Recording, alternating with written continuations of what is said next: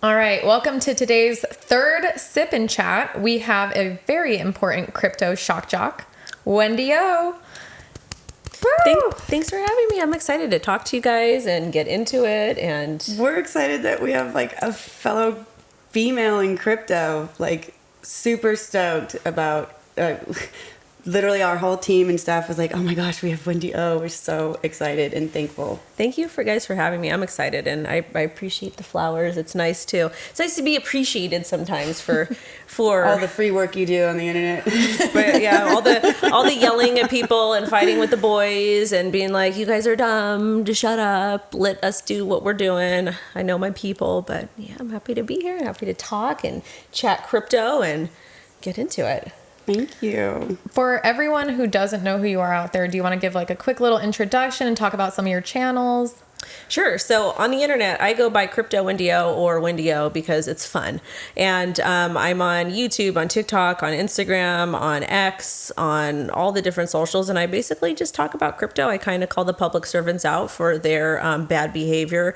And we really kind of just talk about liberty and self-education and getting people to start thinking for themselves and learning about the history of money and learning why Bitcoin is so important and different things that we can do to kind of take our power back while grifting as ethically as possible. And that just basically means doing the same thing the public servants are doing and that the elite is doing and, you know, paying our crypto taxes, but using all those loopholes to not have to, you know, to kind of get out of the mud, get out of the streets.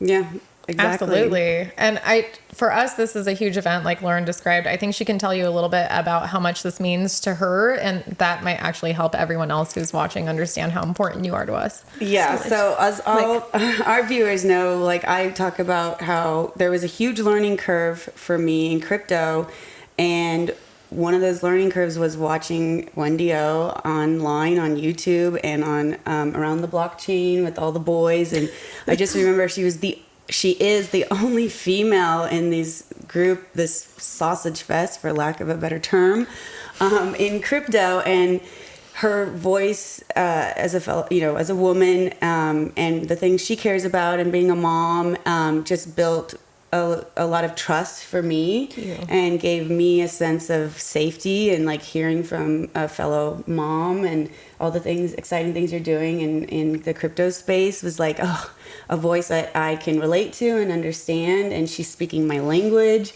and it's not super aggressive, which is what most of the crypto talk is. And I just want to tell you like how appreciative, oh my God, it makes me emotional, but how appreciative I am because it was really hard to navigate those waters in the very beginning.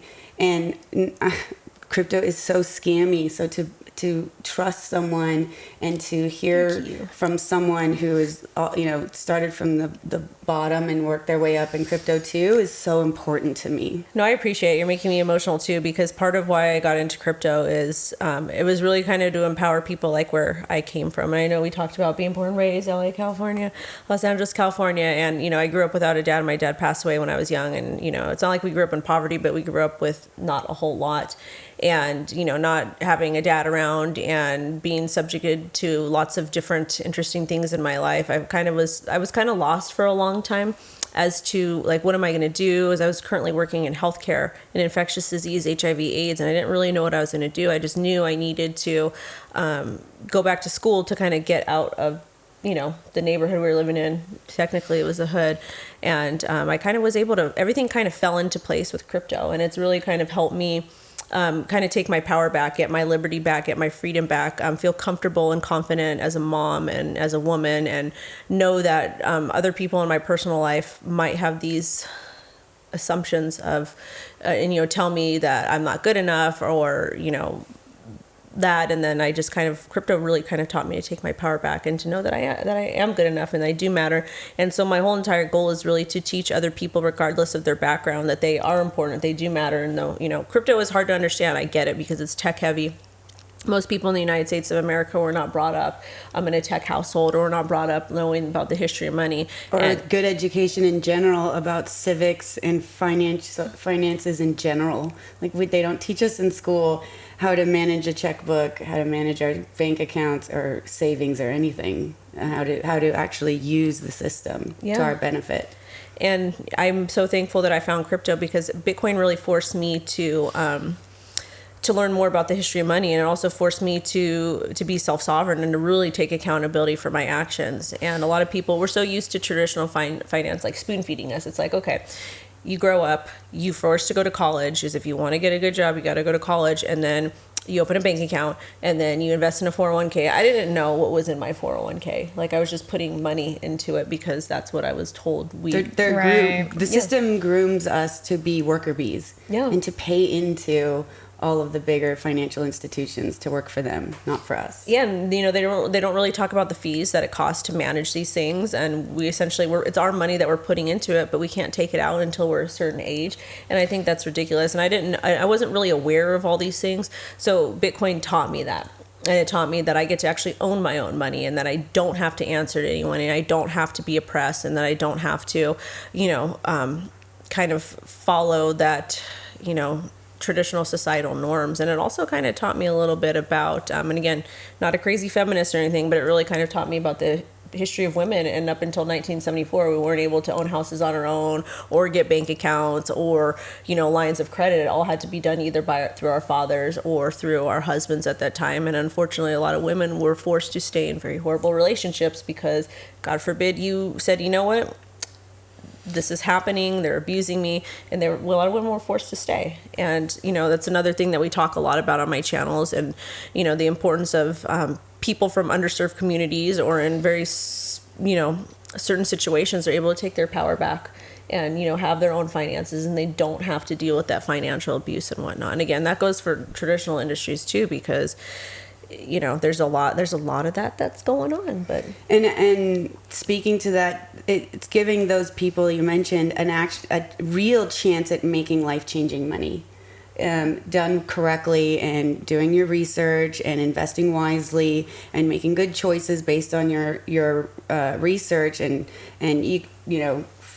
double checking, triple checking everything that you're doing all the time in crypto, will result in gains, will result in financial freedom, in my opinion. But also too, taking accountability for the losses. And even this is the thing, people are like, okay, well, traditional finance is safe. Well, I don't know about you guys, but I knew, I'm old, I lived through 2008, so I saw all the people that lost they lost their homes, they lost their livelihoods and everything, and nobody thought that was going to happen. A couple of people I knew when I was in healthcare, they lost all of their 401ks, all of their investments, and people assume that just because traditional finance is run through the banks, they assume that the public servants have our best interest, and that these banks have our best interest. And I remember back in the day when you'd open a bank account, they would have coffee there, they would have cookies, you would get free checkbooks, you would get, they would actually pay you real interest they would back. give you, and they'd also give you here's $50 for opening up an account. You don't get any of that now. And I feel like a lot of people were just so accustomed in society to relying on a third party to do everything for us, that this is probably why we're in the current political landscape that we're in, with a lot of people that are really unhappy, suffering these high levels of inflation. And again, Bitcoin and crypto is not the end all be all to fix these problems, but it does provide us with a tool so that we can not only practice self-education, but also educate our local communities. Because that's another big problem we have in America, is a lot of people, okay, well, I'm just going to rely on the banks to do this for us. And it's like, okay, but do you understand what you're sacrificing? Because nothing is free. Even social media, people think, okay, social media is free. This is cool. I get to post something there. No, because you're giving your data. So that's one of the important things of crypto, but it's also to the losses. A lot of people want to blame their losses on other people instead of taking accountability for it. If you accidentally mess up and, I'm supposed to send you, $500 in Bitcoin, but then I send it to you. Because one number was off. Exactly. So there's no third party that you can call and stop that or fix that. But at the same time, the beauty of that is that we actually get to have our own assets, and we don't have to deal with any third parties or people telling us what to do. Your keys, your wallet. My dad made a mistake recently with his taxes, and he called me and he's like, they took all my money out of my bank because I made a mistake. The banks, being the custodian of your money and it being a centralized entity, have the power. Even though it's your money, they can go in and, based on what they think is valid, can remove all your funds. And it is a very arduous task to get that money back and to fix that problem. They make it very, very hard to get money back that they, think that they're taking out fair and square. But you make one little mistake and they make it almost impossible and expensive to get your money back. Yeah, and I mean, have you guys called the IRS recently, like for any type of thing? Like anytime there's a hiccup with the IRS, like I had to call, I think last year there was a payment that they had missed or there was something. I was on hold for like 2 hours. And it was an absolute nightmare. Like our country, like that should not happen. Like the fact in America too, and again, like since we're talking about the way our system is set up, like with taxes, like I pay my crypto taxes. I'm going to tell y'all right now, taxes are a scam. And the Fed, I don't like taxes. I think they're absolutely ridiculous because the money we are spending does not go where it's needed. There is no, and you're from LA. There is no reason why any school in Southern California and LA County is a 3 out of 10. Like all of our schools should be ranked high because of all the taxpayer money we have. Like, why aren't we investing in our kids? But the moral of the story is like, and again, you guys pay your crypto taxes because they will come for you for that. You don't like be honest, report everything, and just grift as ethically as you can within those guidelines. But I mean, if we're like, it's crazy. Like if you think about taxes, it's crazy.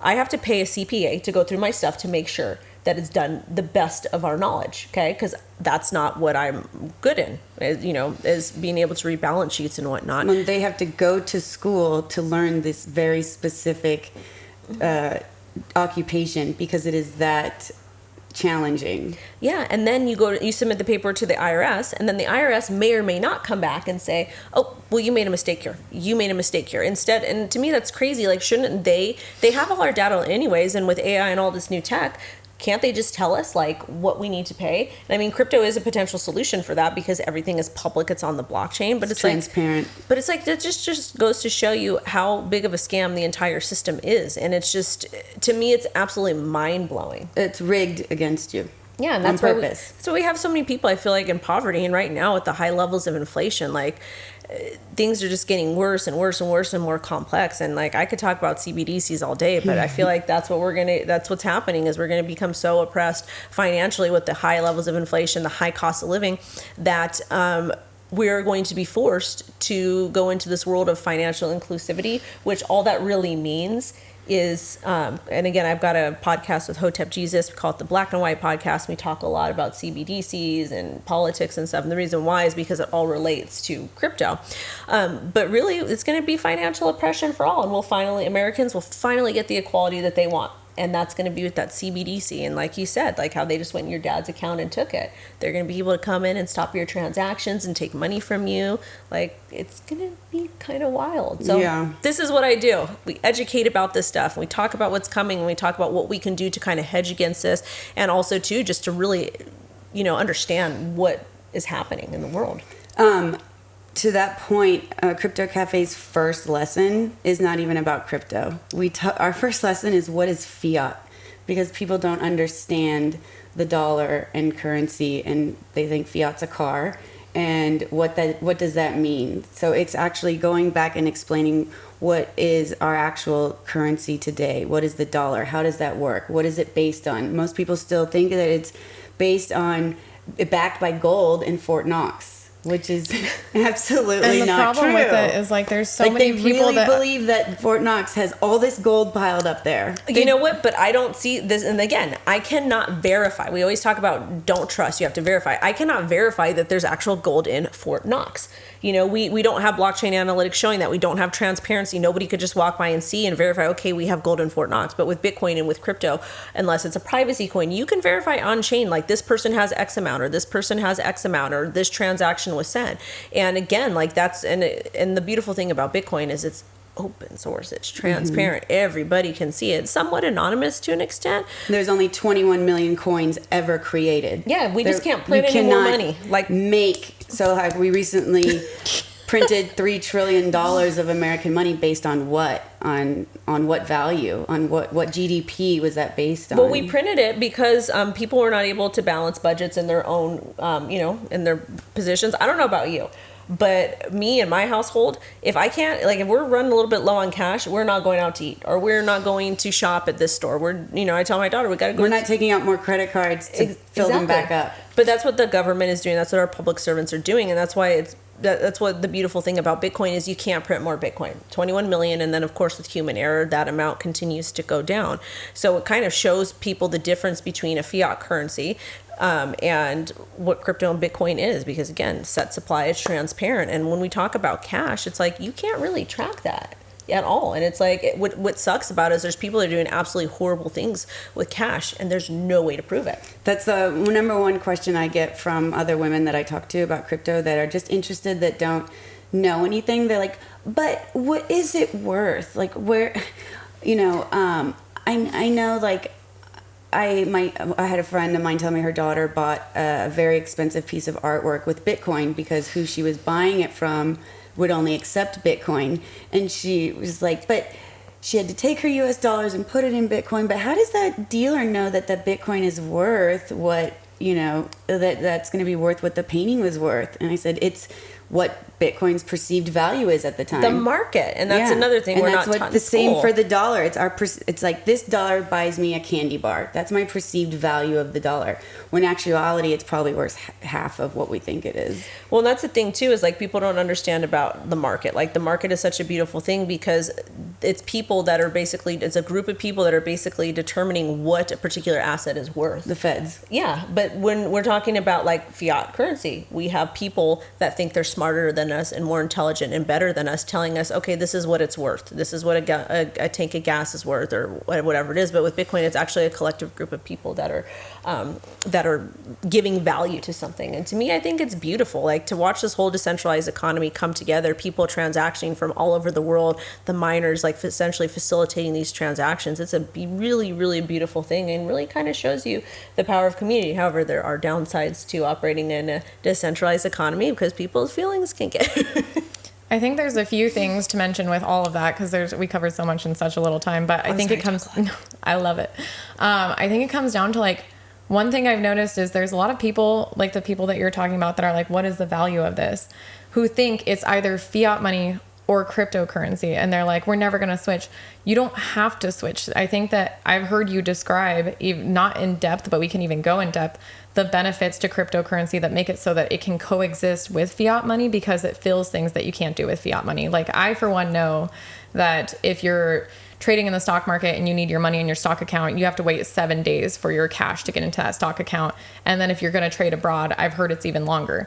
I've heard of people who can just put it into crypto, switch it over to that other in like minutes, and they still claim everything on taxes. They've got their CPAs on it. They make sure everything's done right, but it's just faster. And so I think the biggest thing I'm hearing is like people think you have to choose. Fiat money is better than crypto, or yeah. And realistically, I think the whole point of pointing out all of the flaws with fiat money come down to you're trusting something that isn't really trustworthy. And so why can't you understand that this concept has so many possibilities and is essentially going to be part of our future because we can't get rid of it. It's what they know. It's it's all they had, you know. I always like to bring up the point of when our great grandparents were given a checkbook and you could write a check for goods and services, and they were probably like, this little paper will pay for my food.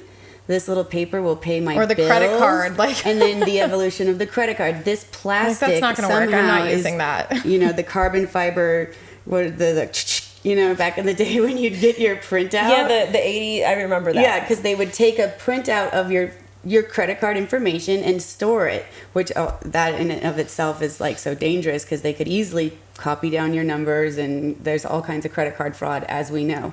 But I think that it takes generations. It took us generations to get to now what I believe all online banking is a type of digital currency already. We're already in a digital age.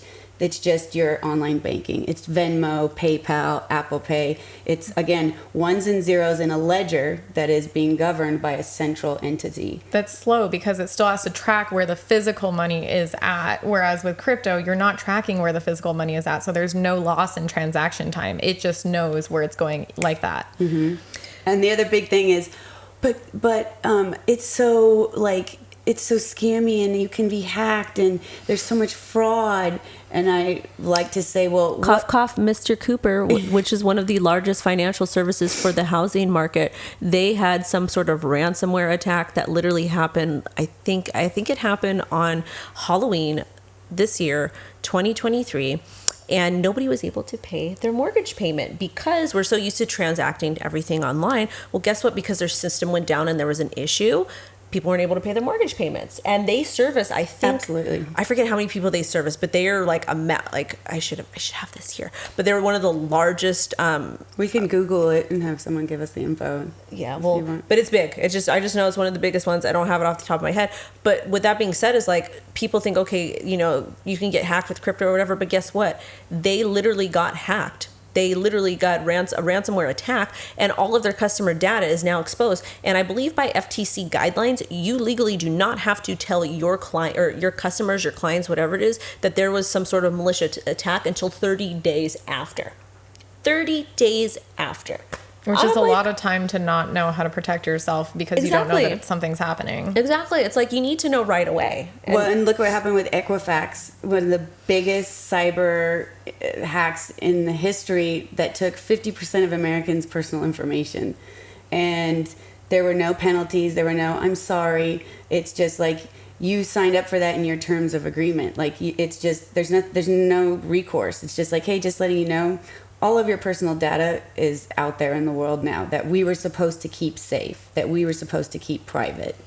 And so when people say like it's a scam or it's hackable, well, fiat and everything we do now in the system we currently live in is the same way. Absolutely. I actually have the argument that Bitcoin is safer, that it is extremely hard to hack into someone's personal wallets, if not impossible. So the reason why it's hard is because there's different types of cold storage wallets, and I know you guys teach this, but it's really not Bitcoin's problem. It's human error, because a lot of people are really ridiculous. They're like, You've heard us say that it's not the tech, it's human error. It's human error because people are using these password protectors. They're storing their private seed phrase in their phone. And it's like your phone is the easiest attack vector. iCloud is somewhere you should never People are like, but I heard someone got their CryptoPunk stolen. Yeah, because the guy lost his phone and kept everything on his phone. And yeah, your keys, your wallet, you just let someone get your keys. It drives me absolutely crazy because there's no lack of accountability. Like I've made mistakes in crypto. Like I think my biggest mistake was not swapping a token, and at the peak of the market it was worth $500,000. So my mistake. I own that mistake. It sucks because I kind of would like that money now. But again, people they're not practicing good OPSEC, and it's a human error thing, and it's not the tech. It's you, because you're clicking on links. You're not using a burner phone. You're not using paper wallets. You're not really taking accountability. And then people are like, okay, well, it's a scam. Well, the reason why Bitcoin is so hard to use, which again, not really super hard to use, is because what you get true liberty back. And transparency as well. Yeah. Like you were saying earlier, I can go and look on for Ethereum or Bitcoin, Etherscan, or just blockchain transactions in general. You don't know who owns this wallet, but you can see every single transaction that wallet has ever done. And it's total transparency. It's transparent but anonymous. Exactly. So everything is there forever. You just don't know who it was. Mm-hmm. So that's what makes it decentralized. And I think the biggest human error I've actually seen that I think will get fixed eventually with usability is someone sending like the wrong crypto to the wrong wallet type. So sending Bitcoin to an Ethereum wallet and losing it forever. Well, the good thing about that is like a lot of the centralized exchanges you use, and even MetaMask, which again, that's not where you want to store your crypto, but you'll get like a pop-up and be like, hey, this is happening. And then there's also really great tools like WalletGuard that will let you know anytime you make a transaction, like, hey, this is not good, don't send. So we're starting to see a lot more builders create things like this, which makes it easier for people. And the exchanges are also helping with that. I recently made a mistake myself sending my XRP from another exchange to another, and I forgot to include the memo tag because most crypto doesn't need a memo tag, and it didn't prompt me that I needed the memo tag because different exchanges operate differently. So one might require one and the other might not. So I sent from one exchange to Binance. XRP didn't have the memo tag, didn't show up in my account. It was a pretty large amount of money. So I just opened up a customer service ticket, and they were within a couple hours were able to rectify that for me. So they are, and Binance is one great customer service for that. But they are working towards fixing those types of problems. And for anyone who doesn't know, what is a memo tag and why is it important? Well, different blockchains require different transaction protocols. So for XRP, for example, from this one exchange from the one exchange I was sending out of, it didn't say anything about a memo tag, but Binance required a memo tag. But when I sent it, it didn't prompt me to put the memo tag. My mistake. It's just different chains require different protocols. So you had the address that I was sending from one wallet to the next, but then there was an additional number I was supposed to attach in a separate field. My mistake, but it was rectified. Always check, each chain has different protocols. Yeah, I think even what you're describing, because everything you're describing, some of that really didn't exist years ago. I feel like all of it is coming down to improvements in usability for people. So it's the benefit is that there's all these things that make crypto a bit more exciting to get into and use because you have all this independence and you're accountable for your own actions, but you don't have to be as accountable in the future, I think, because I think usability will improve, and these companies that want you to be able to use your crypto will start putting bigger warnings or making things easier as far as, just send it to this exchange and it'll go into the right wallet automatically. The same thing happens in traditional finance wire transfers as well. Oh, like God, I have to put in so when we're talking about, it's so complicated. Well, hold up. You better tell people now in 2023, if you want to make a wire transfer, you need to schedule an appointment with your bank. And it is only between now it's like 3-hour window. Like I had to, there was a property I had to end up purchasing earlier this year, and it was like on the gun. And they're like, oh, you need to send money by this time. I'm like, I can't get down to the bank this time. And it's like, you have like you said, the memo, and you have to schedule time with Bitcoin or with crypto. It's like you just send. You're not relying on a third party. And there's a large payment fee for wires, which same day from my bank is $30, which is to just send my own money somewhere that I want to go send it to in a bank that is using my money. In general, I still have to pay my account fees and a wire fee. And you do have to include your account number, an additional number, where you're sending's address, the telephone number. There's so many steps. So one little memo tag to me is not that big of a deal. No, it's just a pain in the behind. But again, I think things are going to get a lot easier as time progresses. Like I've been in the industry since end of 2017, and things have gotten a lot more user friendly. Like I can't even. That's when your crypto journey started? Yeah, end of 2017. Wow. Yeah, so I got in. My stepson was wanted to borrow my credit card in like 2010, 2011 to buy crypto, to buy Bitcoin, because he was doing whatever it is he was doing. Where was he buying it at the time? I'm gonna plead the fifth on that, because. But anyways, and I was like, I don't know what this stuff is. So I had ended up hearing about it then, but I was like, I didn't think I was intelligent enough to use it, because it's like tech, like. What the actual app. But then I really started like end of 2017, and I remember calling my daughter's dad at the time, and I was just so fed up and so frustrated with just so many things going on in our lives at the time. And I was like, I'm just going to invest in this Bitcoin crypto stuff, because what happened is I walked into a TD Ameritrade. It was in the transition time where I was quitting my job to finish my degree, my bachelor's, because I just wasn't happy in my healthcare job. I remember, that's when like GoPro was going crazy. People were making money. And I was like, well, maybe I can learn to trade and do whatever.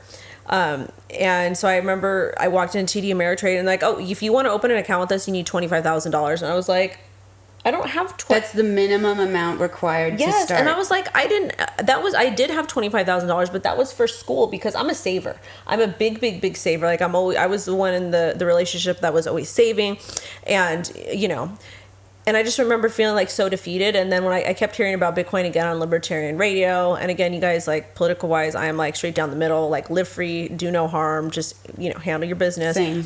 like, I want people to live their best lives. Just leave the innocence alone. Like, that's the only time that I'm like, I'm going to come for you. But then I just, like, with Bitcoin, I was able to, like, buy and sell and transact and trade and do all these things. And the point of entry for you is not $25,000. No, it was like, I think I spent... It's free to get a wallet. Yeah. It's free to start, and then however much you can invest want $1. to invest. People were like, well, I can't afford a Bitcoin. You don't have to buy the whole thing. You can buy a fraction of a Bitcoin, and those are called Satoshi. Yes. You don't have to buy a whole one, and it's not a coin. It doesn't get delivered to you. Well, it's so funny. Like, I have a 7-year-old daughter, and she's been in the game with me for a long time. And when Bitcoin dropped, I was able to get her one Bitcoin. It was under $10,000. And as I was able to get her that.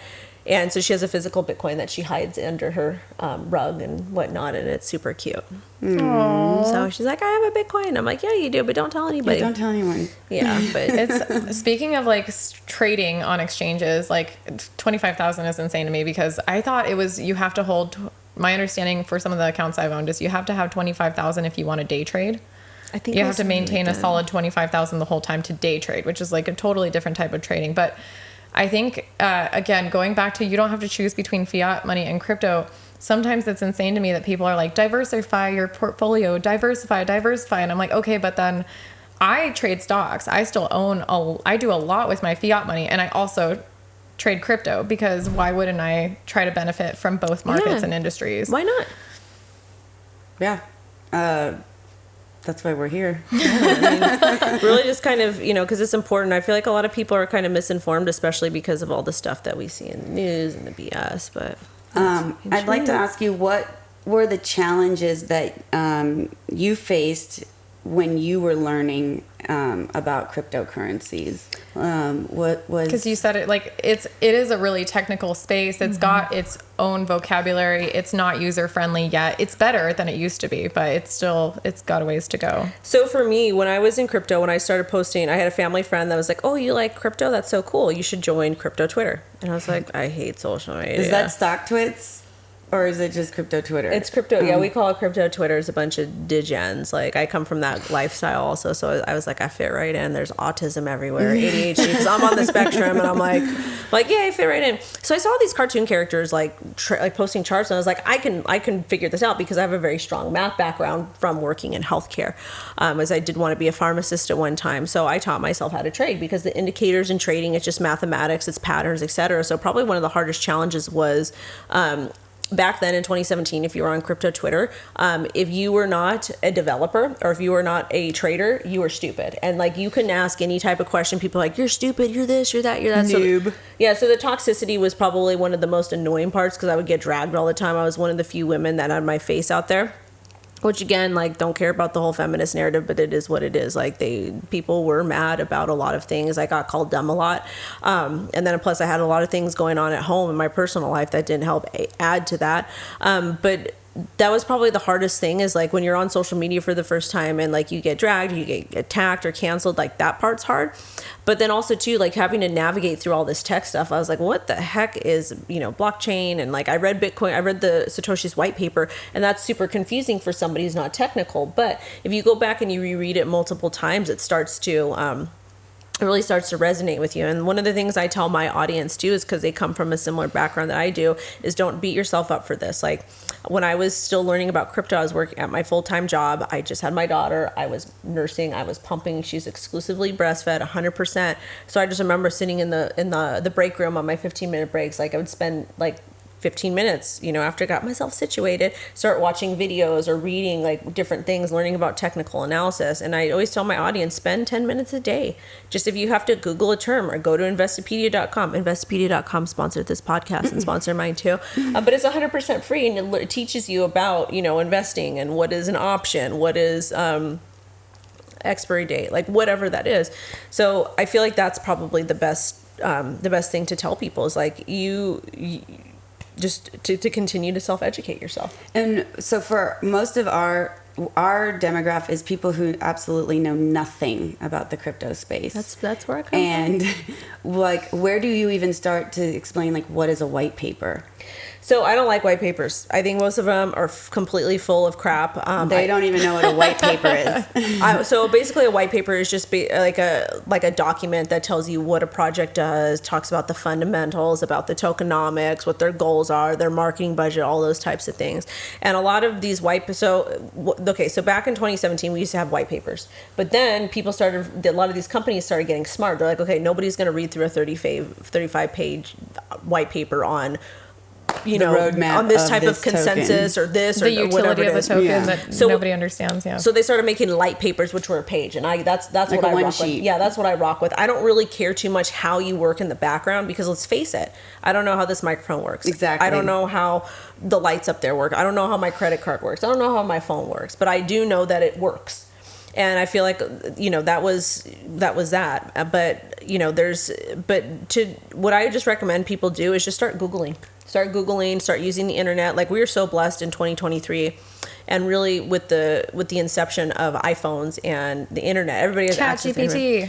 Yeah. I mean, we have so many amazing tools, and people just need to stop being lazy and could practice self-education. I feel like that's a thing that we need to kind of do in our local communities. And, it's part of what I do is push that idea out to my people. I'm like, hey, you guys, you have the power to change your life. If I can do it, dealing with all the stuff that I had, all the baggage, all the stuff that I'm still dealing with, you can too. And the community is getting better. Like I get our little blockheads of Crypto Cafe is like this really tiny group on Facebook that we tried to start so that people felt comfortable asking questions. Yes, that is still paramount to what you were saying is there are no stupid questions. We aim to provide a safe, inviting space to learn about crypto where there's no shaming. Like we're all learning together. This is a brand new, revolution for our financial industry, and we're all at a learning curve together. We're all learning together. And we're still not getting a lot of people that want to ask questions, or they get really nervous because you can tell by the way that they're wording the question that they're like, sorry, I'm asking this. And I'm like, don't apologize. Ask your question. Don't apologize for anything because you deserve to ask this question, no matter how it sounds in your own head. Like, who cares? Mm-hmm. But I think the one thing that I was kind of proud of is like we have a few select people that I can tell are crypto savvy, and I feel like they're so supportive and always answering those questions for us and jumping in when we're not jumping in. And it's just when really the community's good, comforting. The community's good. Do you know what I mean? It's such a huge aspect aside, because you just described, two aspects, which is education and the community. And so it's insane how important it is to have people to talk to, because right now you don't have anyone to ask questions to about crypto. You don't have like a hotline you can call or an expert you can call that will explain how to do some of these things or explain what went wrong or why your Bitcoin to your Ethereum wallet disappeared forever and is gone. But do you feel like you've run into any other influencers or experts that you have used or reached out to for anything? Is there anyone else that you kind of look up to that you... So for me, I have the people that I actually have a whole lot of respect for in the space is the Bitcoin miners. These guys are some of the smartest people in the room. Smartest people, because they, I have a friend, he was one of the first early Bitcoin miners, and he's like kind of like off the internet now. I still talk to him often. And can you tell our viewers what a Bitcoin miner is? So a Bitcoin miner, they're essentially the people that are kind of, I want to say almost like that third party that's facilitating that transactions, that's pushing it through, but you don't get to pick which Bitcoin miner you use. And they don't have picks and helmets and are in the ground mining. It's a term. Yeah, so basically they have their computers, and their computers are like fighting. The algorithms are fighting to solve that math equation. It's super nerdy, but that's how the transactions essentially get facilitated. Is somebody that's there and you don't know. It's like, and that's the beauty of it too. And that's when we talk about. I hate the term financial inclusion, but that's actually real financial inclusion, is because there's so much different. A lot of different prejudices that still happen in today's day and age. And so with Bitcoin mining, it's like you don't know, or with Bitcoin, you don't know who's helping to facilitate that transaction. It's a beautiful P2P transaction. Peer-to-peer. Peer-to-peer. And it's just an absolutely beautiful thing. But I love the Bitcoin miners. Those are people that I always ask questions to. I love crypto attorneys. They're some of my favorite people because their minds are just consistently working. And like, I don't know, one of the things I'm thinking is like, I probably should go back to school and, get my law degree and, do something good with that. Cause I love crypto attorneys. Like, I'm super blessed that I have a massive legal team that helps me navigate all different types of things. But yeah, those are probably some of my favorite people in the industry too. Where do you find the miners? Like, how do you, if someone who knows nothing about crypto wanted to like have you some could questions. go look it up. So there's a big network of Bitcoin miners on YouTube, and you can watch their content. They're great people. They're also on. Unfortunately, that type of content doesn't get a lot of play because it's not super sexy. It's like it's super nerdy. But it's easier to find them because you can just search Bitcoin miners on YouTube. Yeah. So Seth, Mind Your Biz, he's a good friend of mine. He's, I don't think he does too much mining content now, but he's absolutely amazing. I always reach out to him. His wife is freaking awesome. Love them. When we travel internationally, they're with my parents. I'm like, can you be my parents? And they're like, yes. But then, you go on Twitter, there's a bunch of Bitcoin miners too. And these guys, they're and you're on YouTube, so we can also. Yeah, no, I'm literally everywhere. But when you're talking about like self-education, TikTok is one of my favorite places to like educate people. Because like I can respond so fast in like 60 seconds or less. Like, what is this? Or what is that? How to do that? And I have so many videos and so many different tutorials on how to do different things. And I think that's pretty much the attention span too. Yeah, and that's great. Yeah, and a lot of people have a problem with TikTok, and I'm like, you know what? You have a problem with TikTok because you're watching. You have weird taste, and the algorithm. Yeah, is don't like stay on a video too long that you don't like, or you're gonna get a lot of that video. Yeah. So yeah, no, most definitely. If we can ask, what are your investing strategies in cryptocurrency? My favorite question. So my favorite one is called the Moonbag strategy. Moonbag strategy. Yeah. So basically, what that means is that we advocate for. I advocate that you have your disposable income and you have full control over what you do with your money. Okay. I love telling people this is financial advice. You need to have a trading and investing journal. And what that basically means is it's a notebook or a notebook or a Word doc or Excel sheet that basically indicates your disposable income, when you're going to buy, when you're going to sell, market sentiment, the fundamental analysis, a bullish bearish scenario. And it basically allows you to make educated decisions based off of your findings. Okay. And so after that's said and done, it's like you want to allocate your disposable income in a specific way. When that's said and done, then you go ahead and like start having fun, whether you're dollar cost averaging or setting limit orders or whatnot. And then in the bullish cycles, when we start to get these beautiful pumps, I'm a big advocate for profit taking. And a Moonbag strategy is when number goes up, you remove your initial investment, you remove some profit, you remove enough to pay some of those taxes, and you rinse and repeat and you go into the next project. But whatever you have left over free and clear, I don't care if it's one token or not, you have removed all of your risk. And so that you can safely sleep. And if you want to load up later, cool. But securing profits are important because we do get these volatile cycles. Mm-hmm. Absolutely. With regards to exchanges and where you trade and all of that, a lot of people I feel like it's getting a bad rap because of the things that have happened with FTX and other exchanges that have gone down. What are some of the things that you've done to mitigate risk? Because everyone I talk to is like, okay, well, fiat's backed by, it's FDIC insured. So if something goes wrong, yeah. Don't even get me started on that rabbit hole because exactly. Same. So I'm always trying to think of, I think most people want to know, what are you doing with your money to protect it? Like, shouldn't keep it in an exchange the whole time. Where are you storing it? The only time you should keep money on an exchange, like you can, like this is the thing, you need crypto exchanges because we do need to dollar cost average or whatever that is. But with that being said, I tell my audience, I'm like, hey, this is the exchange I'm using. You need to read the terms of services. You also need to understand any crypto you leave on that exchange is essentially not yours because before the crypto can change it, there was Cryptopia. There was Quadra X. Like I lost a lot of money in Cryptopia. I lost a bunch of my coins and I was upset. It was a lot of money at the time. So that is still, that whole entire thing is still going on. It's still a big old hot mess. It's like just absolutely crazy. But so I learned that lesson super, super early on. And, of course, people want to blame other people for their decisions. But again, like cold storage is really important and understanding the risks. And I do get that, like I used to be a lot more of an active trader. I'm not so much now because life is just so hectic. But with that being said, if you do, like a lot of, when I was actively trading, you do have to leave capital on an exchange. But at the same time, I would know, okay, once I make profit or once this trade is closed, I'm moving X amount of crypto off. And cold storage is holding your cryptocurrencies offline in a cold storage physical wallet. Not MetaMask, not Trust like Wallet. Nano Ledger, Trezor, etc. Yeah, and another thing too is that if you were going to be using like a MetaMask or Trust Wallet, those are essentially hot wallets. I understand if some people might not be able to afford a Ledger, any of those things, which is totally fine.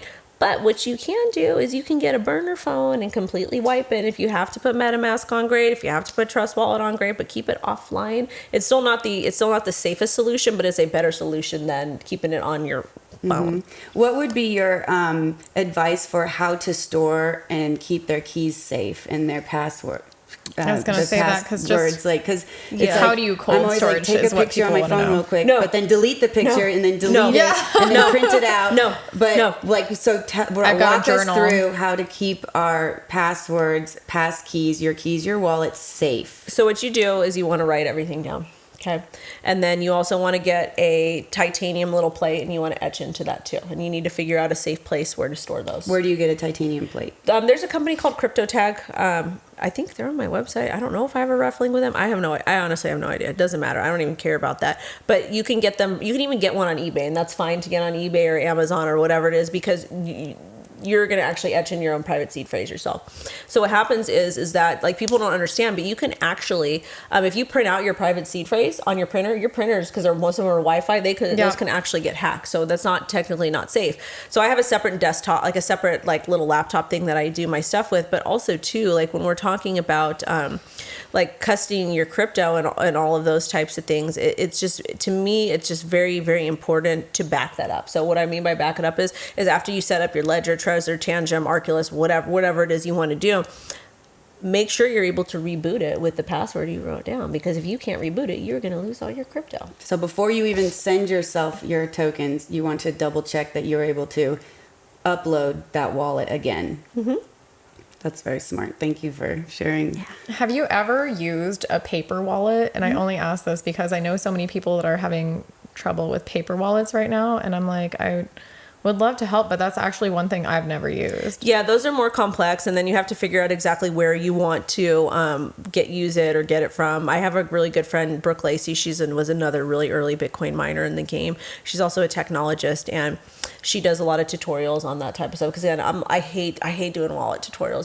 They're super annoying just because I'm like, I hate doing it for myself. Like I'm not gonna show you all how to do this because it takes so much time. It was the impetus of CryptoCafe.io because I was so sick of helping friends and like family multiple set up times in a row. wallets. Like do it one time and then go away. Yeah. Like I'll show you, I'll put it here online. Now look at it, figure it out, and don't come back and ask me. Yeah.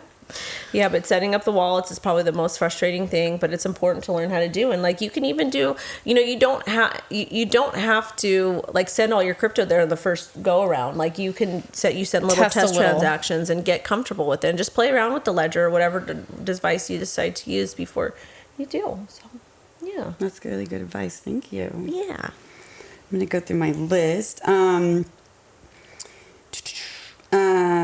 What are some, I guess, wins and losses? Have you like run into any, because I know we've all talked about crypto scams. Have you run into any crypto scams that you had to deal with, or do you feel like you give any advice to people out there on how to avoid them? Because everyone does feel like crypto is so scammy, and I do feel like because it's a new industry, there's a lot out there that you can fool people with because they don't understand it. Yeah, I mean, it just kind of depends. Like, if you're talking about meme coins, there's going to be a bunch of scams with that. I end up staying away from a lot of stuff. I miss the boat on a lot of stuff just because, like, I just literally... Don't take the risk. Yeah, I'm too risk adverse. I got too many bills today. But, it's really about kind of doing your due diligence and figuring out if this is worth it and whatnot. And, there's... A lot of people really should focus heavily on OPSEC and kind of learn how to do that. What's OPSEC for our viewers? So OPSEC is just really like security, like making sure, like, are you using a burner phone? Are you keeping your private seed phrase safe? Are you clicking on random links? Like those types of things. Because people always assume that they're safe and they're really not. Mm-hmm. Check where your emails are coming from. I've seen so many people get an email from someone they knew, and then it was like, if you actually hovered over the name and looked at the real email, I was like, oh, yeah, I wouldn't have clicked that. For your community, how are you maintaining or cultivating trust amidst huge setbacks for the industry like FTX? I tell them not to trust me. I don't want anybody to trust me. I'm very upfront and transparent. That's my dog. She's so cute. She's like. Sweet. No, I literally tell my community, don't trust me. Like I'm a person on the internet. I am not your mom. You don't know me. We don't know each other. I tell them to hear what I say, but to listen to themselves. And it basically means that hear all the things that I'm telling you. And I want you to fact check me. I want you to go look at this perspective. I want you to look at a conflicting perspective. I want you to continue to seek the truth. And then I want you to come back to you and to listen to yourself and come up with something that makes sense for you. because I don't want my audience to trust. I don't want anybody to trust. I don't trust anybody. I don't. Like, I've been burnt so many times in my life by really, really good friends, people I thought were family, all kinds of stuff. I have absolutely no interest at all in. It's more of like, this is what I do. This is what works for me. This is what my process, and here's some information, and do with it what you will. Yep. DYOR, do your own research. I push heavily for that too, because the way I was brought up, my mom really kind of just, she was there for us, but she was like, you need to learn on your own. You need to learn on your own. Like, I'm not going to just tell you the answer to the thing you're asking me. And I you would be like, make your own decisions. like, even as an adult, I still go to my mom for help, and she's like, figure it out on your own. And I'm like, I want my mom. So I've never. How do I spell this word? Go look it up. Exactly. That's how I was raised. And so I'm different with my daughter. I'm very much like, we have conversations. I talk to her. I do my best to help her. I raise her a little bit differently because, it doesn't feel good. But at the same time, it made me really resourceful and being able to figure things out on my own. Mm-hmm. Have critical thinking skills, which is lacking a lot. I absolutely agree with that. How do you feel about more centralization in the crypto space? Well, it depends what you mean by that. Government centralization. I don't need it. I don't need government in my personal life. I do not want the government. I do not want the law tell me what I can and can't do with my child. I don't need people assuming that I'm a bad parent. I don't need people assuming that I need direction on how to do something. I am an intelligent human being. I am competent. I can figure things out. I understand there's some people that need a little bit more help than others. That's fine. That's their business. And I do understand we do need to compromise with the public servants. But at the end of the day, the more government you allow into your lives, that's essentially oppression. Do you feel that for mass adoption there needs to be some sort of like meeting halfway? Well, yeah, and again, I'm okay with compromise, but at the same time, look at the banking industry. We have an absorbent amount of regulations in the banking industry. There's still bad things that happen. Bad actors. People are still getting taken advantage of. Look at the check and the cash places. Those are obviously put in the hood for a certain reason. If you look at the predatory banking practices, like, for example, if you don't have a bank account, what can you do in life? I was going to say something. Nothing. I'll go with nothing. You can't buy a house. You can't rent. You can't turn a bill on. You might be able to have a cell phone. You can't have a credit card. You can't even have a job if you don't have a bank account because of direct deposit. You can't even run a business without a bank account.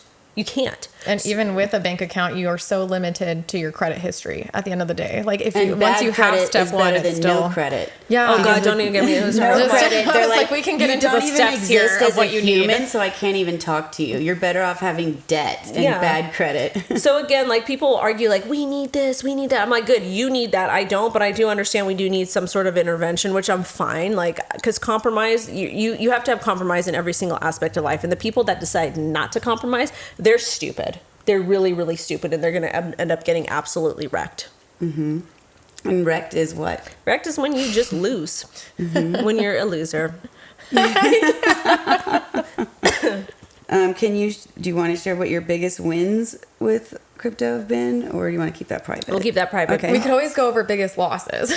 Yeah, well, the biggest loss, I'll tell you the biggest loss. So the biggest loss was probably, it was one of my early trades I got was just like, I was just going absolutely crazy with altcoins. Everything. And I remember I bought this altcoin, but I misread, because back in 2017, mostly everything was in Satoshis. So I misread the sig figs on with that, and I just ended up buying it way higher, and then I ended up taking a loss, and I was super pissed on some sketchy exchange. Another one was that I forgot to swap over about $500,000 worth of this token because I had the mainnet, which that was another thing. So I lost a lot of money that, and then I was leverage trading, and I just started revenge trading, and I absolutely blew that entire account, and it was really sad. But I don't want to talk about my wins because that's not your guys' business.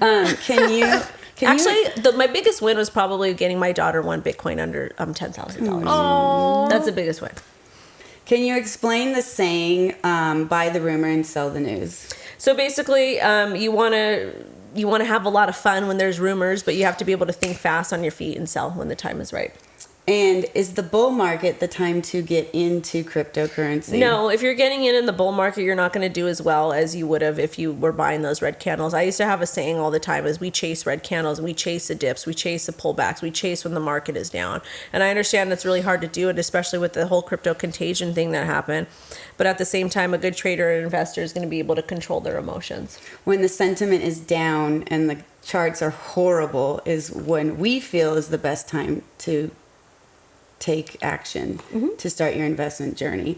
So now before the next bull cycle, when do you think the next bull cycle will be upon us? We're in the early stages of it. And I'm still assuming that Bitcoin is operating on a 4-year cycle because of the halvening. Basically, the halvening, the block rewards get cut in half. You call for it the halvening or the halvening? I call it the halvening. Halvening. Yeah. Because we call it what, yeah. Some people say the halving. I was gonna say with decentralization comes nobody knowing how to pronounce anything. We're just here. I'm Can just you explain what the halvening is? Yeah, so all the miners basically when they're hosting the transactions, facilitating them, they get a reward.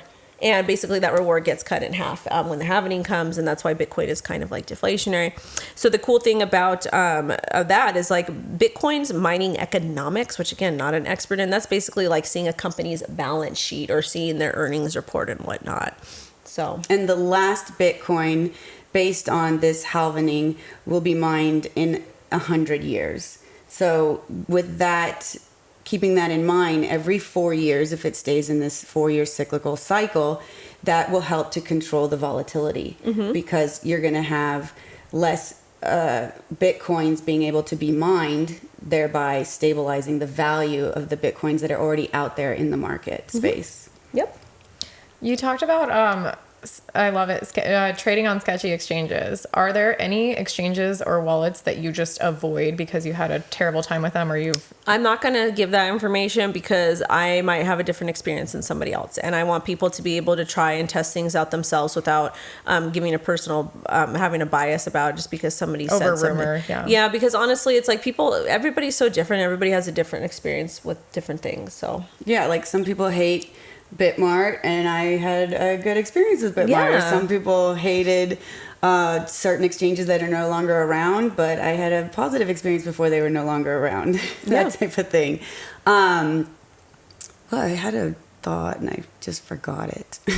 Which one do you feel like, okay, not avoiding, which ones do you think are the easiest to use? Like if you're trying to introduce someone who's completely new, which ones do you feel like they're the most likely to understand? Are there For a few noobs. of them? Or? Probably like Coinbase, but also too, I tell my audience, go to CoinGecko, go to CoinMarketCap, and you'll see the top exchanges. And then you can go ahead from there. You can research and see what exchange is available in the jurisdiction that you're in and read the terms of services. I really want people to do things based off of their own experiences because... And their geolocations.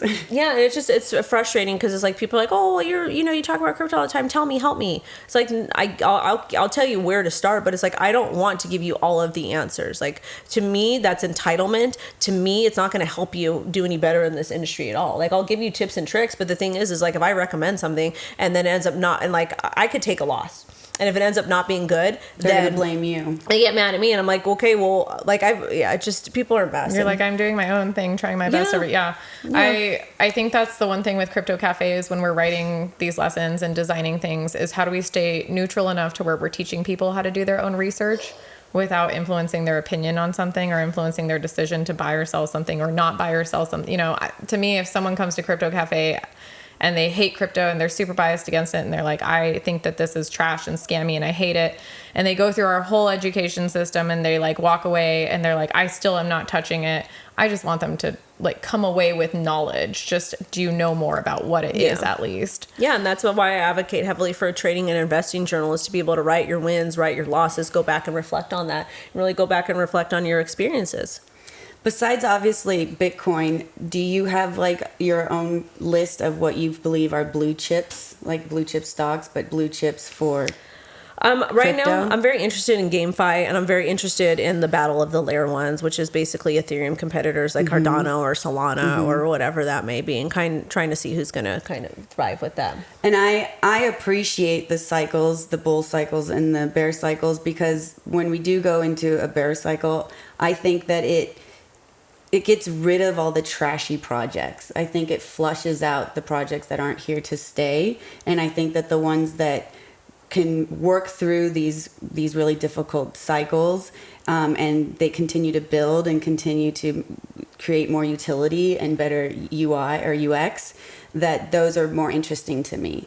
The people that are, staying consistent and working to make the product better, the utility better. Yeah, no, I definitely agree. And it's important, it's important to have people in the ecosystem that are playing around and doing stuff and, people's opinions are important, and I listen to them. But again, I like to make my own assumptions on stuff. How do you feel about NFTs today? Love NFTs. This is the thing. The 10,000 generative pieces were just complete garbage, because that's not what NFTs are for. Bitcoin allows you to own your own money. Allows you to have complete ownership of it, and NFTs allow an artist or creator to go ahead and do the same thing. So it's so important for me.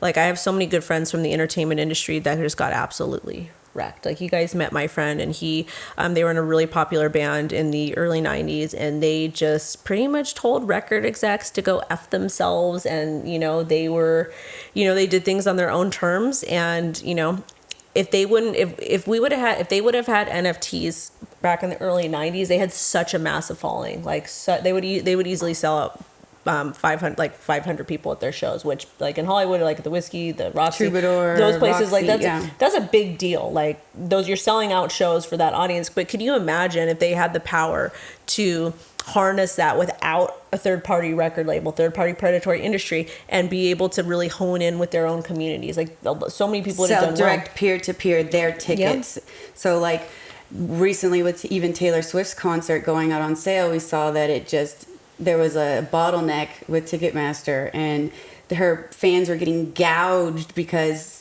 they had bought up all the tickets, and now she has a lot of people don't know this, but artists don't have control over the price of their tickets. They don't But then know. they get blamed for how expensive they are, but that's not how the industry works. The third party. Yeah, a lot of people don't understand understand how predatory the music industry is. Like, it's freaking crazy. Like, you have licensing rights, you have merchandising rights, you have freaking rights. Promoters. Like, the people that, like, these poor guys, these poor creatives, they get, like, absolutely crumbs. They get crumbs. Like, it's insane, and NFTs actually really fix that problem. And people also, too, like, they don't realize when we're talking about movies or TV shows, there's licensing rights with that, too. So what happens is, after a certain amount of time that something expires, and you can sell that on the open market, like, and this is, like, something that's done, like, in the shadows, like, with DC and Marvel and, like, all these things. Like, people are buying rights to the movies, and they're flipping them, and they're selling it. People don't understand how complex. I had no idea that even happened. And even with artists, like musical artists, like, their books or their catalogs, those go on sale after a certain time, and a lot of these guys were not able to own their music, and it was just atrocious. Like, musicians are so important to me, because I come from a music family too. Like, my grandpa was a jazz drummer, my aunt was a guitar player. And, and then, a lot of my good friends that I grew up with in Hollywood, they just got their behinds handed to them because they were so talented and had the opportunity to do so well. But you have these third-party predatory entities that come in, like, we're doing this, you have to do this. And for a creative, especially, like, when you're dealing with the music, man, they're very much like, they're in their own world. Yeah, to like, lose that freedom. They're there to be the creative, not to worry about their whole financial infrastructure of how to survive off their creativity. So a lot of times they're not good with money, and they end just getting screwed. But I really think NFTs have the power to fix that, especially for artists or people writing poetry, whatever that is. But unfortunately, we agree. Yeah. And to be able to create however they want rather than lose that power to someone else. Yeah. And creative expression. It's also stifled by, record labels, promoters, licensors, etc. Yeah, absolutely. What do you think the future holds for crypto? I am very hopeful with it, but at the same time, I do worry about our public servants, and I worry about their predatory behavior, and I worry about people just being so lazy and so tired and fed up that they don't continue to fight for their rights and for their liberty, and that's the thing that scares me. I have some high hopes for crypto, but at the same time, it's not it takes a whole entire village, it takes a whole entire community to make the changes. Mm-hmm. I have a friend of mine who we should go on his podcast. But he's the mayor of Miami. Okay. And he accepts his his paycheck in Bitcoin, wants to buy his home in Bitcoin, is really bullish on Bitcoin for Miami. He, I think, would be a very interesting person to chat with two other females, because it's all males on his channel. But he's one of the only public servants that I know of at this moment that is completely transparent with his campaign fundraising. What he makes is totally transparent to his constituents, and he has a plan that he's mapped out with his own white paper of how he would like to put Miami on blockchain. And I know back they had Miami coin, and Miami was one of the first cities to really try and do that. How do you feel about public servants getting into the crypto space and being transparent about it? They're really not. They're just here. This election season is around the corner. They're just here to kind of grift off of that. And that's fine. It is what it is. But I really don't trust most public servants. So anyone who's running for like the next presidency, is it to use it make or break whether or not that candidate is pro crypto or not, or it doesn't make a difference? Yeah, so I'm very much libertarian, because there's a lot of, in America we have all these crazy social issues we focus so heavily on, which in other parts of the world they don't. I'm voting for whoever is pro crypto, because the more money I can make ethically, the more I can give back to my community, the better quality of life I have. And I really feel like if people had access to more money, they have access to better products and services, and a lot of these social issues that we face in America can be somewhat minimized with that. Obviously there's certain things that are not going to go away because people are hateful, horrible people, but at the same time you can mitigate a lot of that. And that's why she's a shock jock. I'm good. Do you have any other questions? No, I feel like we've really gotten into like the good, the bad, the ugly. I love it. Like I feel like there's this conversation. I was so nervous because we went to dinner. I was like, oh my God, we probably talked about so much we're not going to talk about. And then we came here and this was like a whole new conversation. No, there's always stuff to talk about when it comes to crypto, and it makes me, it's what I live for. I'm able to help a lot of people. I'm able to reach a lot of people. It also gives me confidence because I didn't have a lot of self-worth for a long period of time, and it's just really cool being able to come from where I came from to having this really amazing platform that I can express myself and I can be who I am. And people actually support me, and I don't have to go back to the certain things that were told to me, is that you're never going to make it, nobody likes you, you're problematic. Like all of these things kind of kept me in my shell from achieving greatness, and now I have I'm getting close to having the full freedom to do what I need to do. We talked about this a little bit last night, and we are aligned in this way of thinking. Is when we did get into crypto, it kind of changed the way we think. It had like the way we think, and our mind's values just went in different directions because we could see all the possibilities.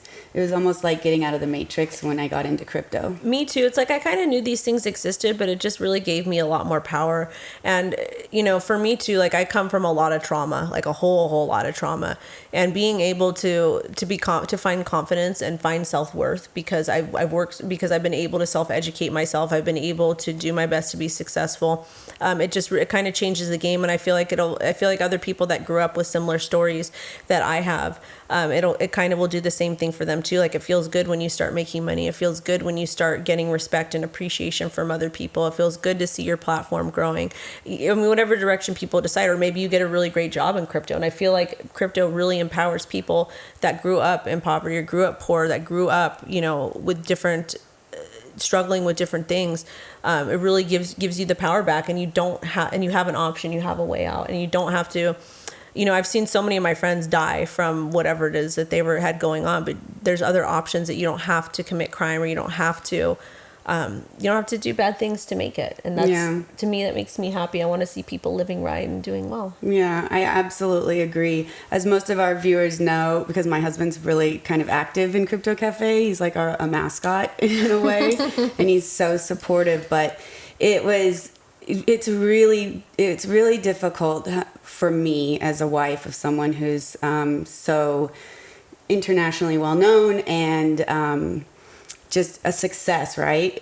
To ever compare or to add value to the family beyond being a mother was always difficult. I was always trying to find a job besides being that stay-at-home mom and taking care of the children and being like considered a trophy wife. But I didn't want to be looked at as a gold digger. I wanted to be a goal digger. Yeah. And I wanted to make something and add value to my family.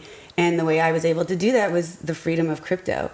And so it leveled us out on the playing field. I was somehow now contributing to our family in financially the same way that my husband has always taken care of us. But I absolutely align myself with you on that, is because it gave me a way to provide as well and have self-worth. And thank you so much for sharing that. And you should know that you helped to change my life because you were a part of that.